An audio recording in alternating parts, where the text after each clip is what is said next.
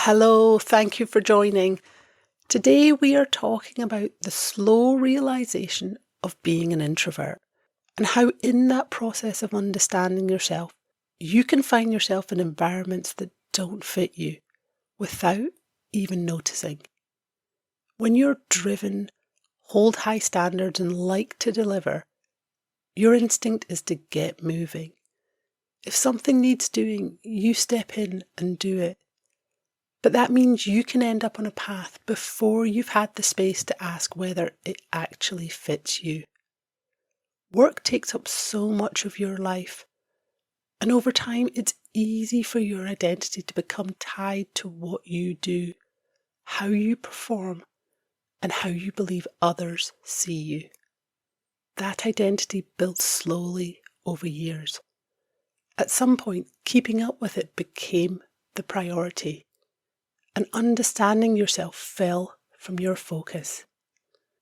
Today, we'll look at 4 signs you may be pushing against your nature at work and how understanding yourself more deeply can help you move towards work that fits who you are. The full transcript is available at theactionwithin.com/8. Welcome to The Action Within, the podcast for quietly ambitious women who feel lost in a career that's never felt right. I'm Lindsay Pereira, career alignment coach and mentor, here to guide you as you reconnect with yourself and understand what's truly driving your career choices.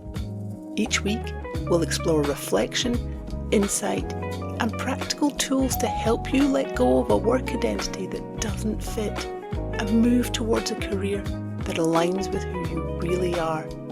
Subscribe to discover your patterns, rebuild self-trust, and take intentional steps towards the career and life you want. I worked for nearly 20 years before I came to fully understand and appreciate that I was an introvert.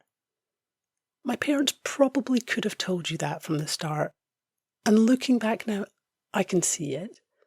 But living it at the time, it wasn't so clear to me. As I moved into work, I found myself being swept along. I was capable, confident and personable, and those traits were recognised and rewarded. Over time, how I showed up became my identity. I pushed my inner feelings down and placed myself in environments that were loud, fast-paced and constantly on. They look like the right places to be, the kind of environments where someone progressing in their career should succeed.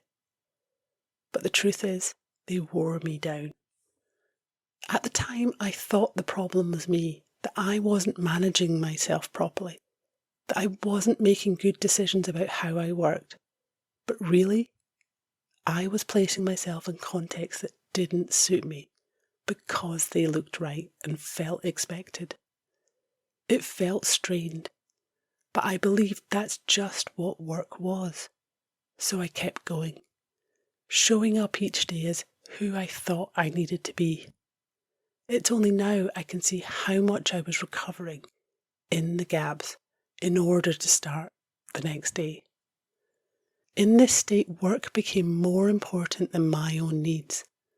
That looked like overworking, saying yes to everything, taking on more responsibility without question, stepping up when no one else did, leading and engaging large teams, even though it drained me. If you feel a strong sense of responsibility to do your best at work, it's easy to end up in a similar place.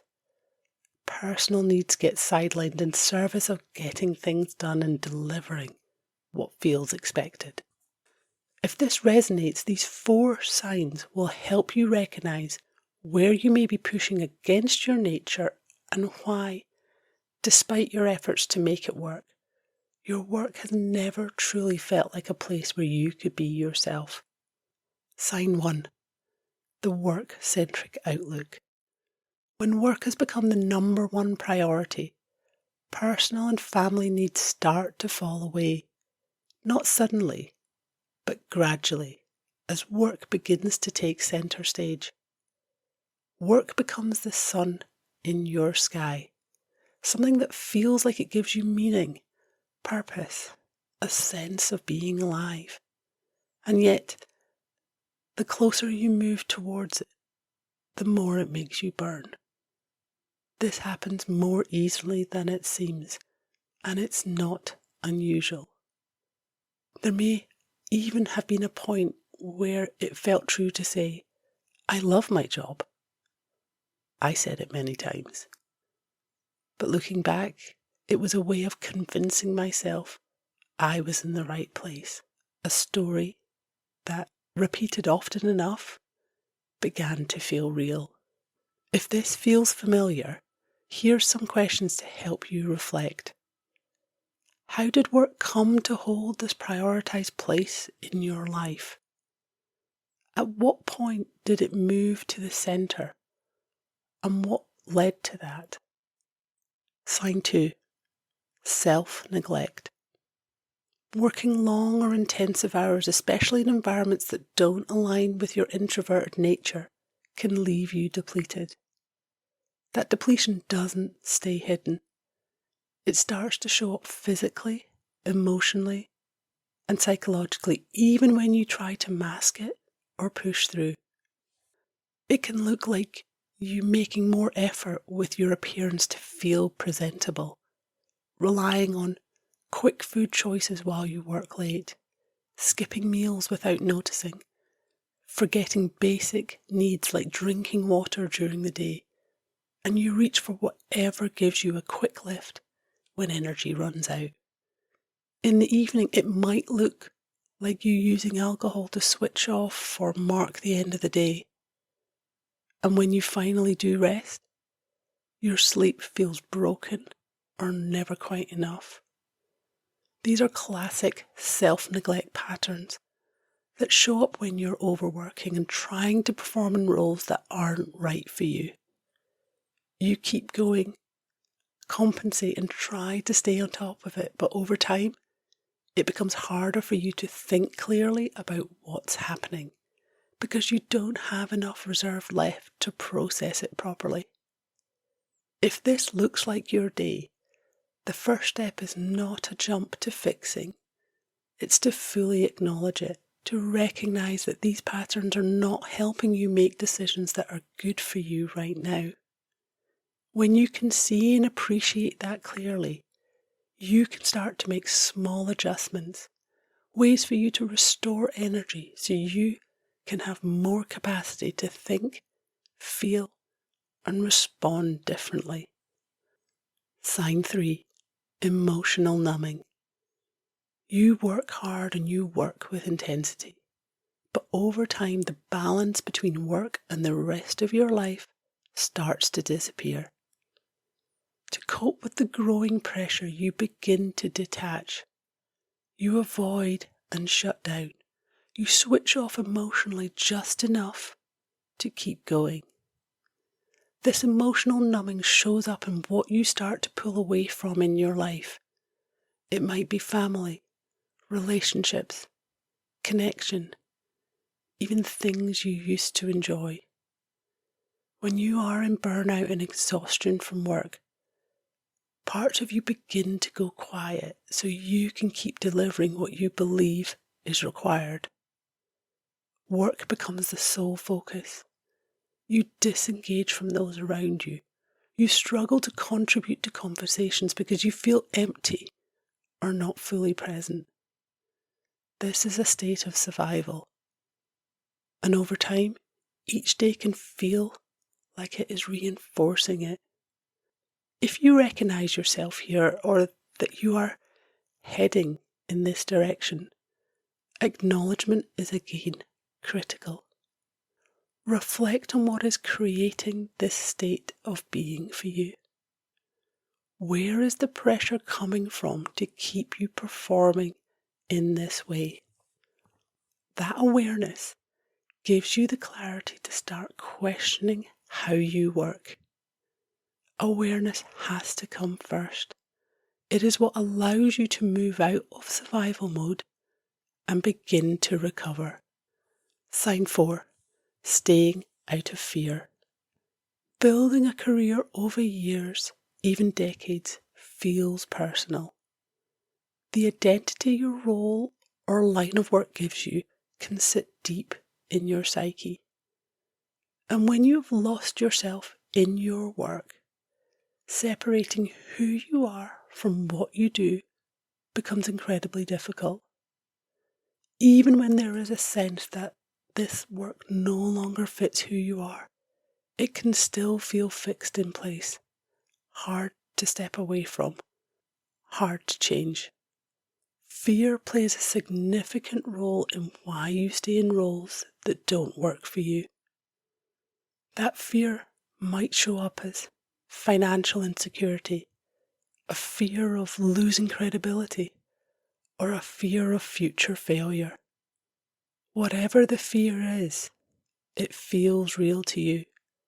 And because it feels real, it holds you in place. It keeps you in work that isn't right for you, and it limits how fully you can use your personality and skills in a way that feels more like you. Coming to terms with the main fear that is holding you back is important, because fear narrows your thinking and destabilizes your sense of direction. Start by questioning what sits underneath that primary fear. Exploring and understanding where that primary fear originates from gives you perspective.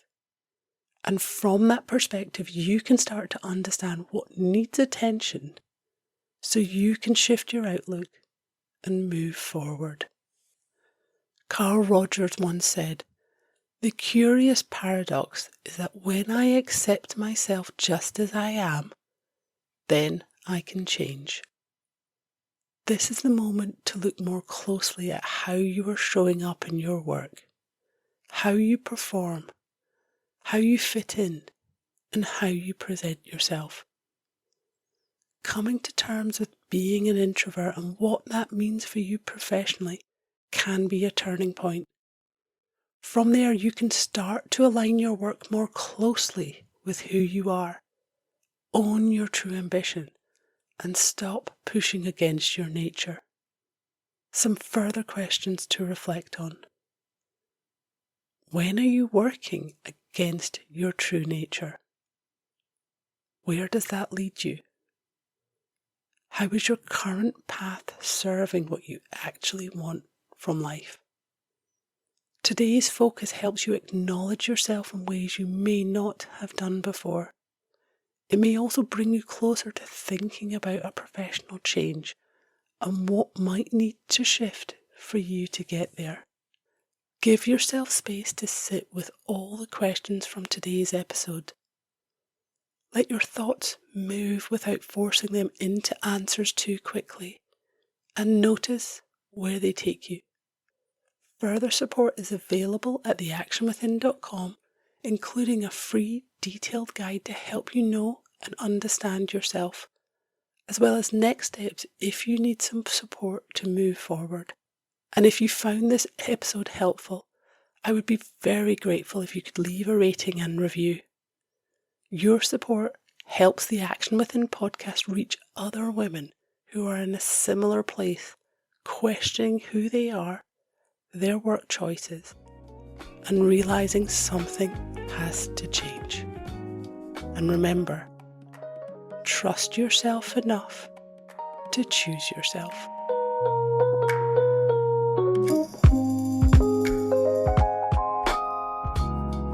Thank you for listening to The Action Within. I hope today's reflections help you see yourself more clearly and give you the awareness to move forward with intention. You can find the full transcript, additional resources, and ways to work with me at theactionwithin.com. If this episode resonated, please share it with other women who feel lost in their work. Trust yourself, choose yourself.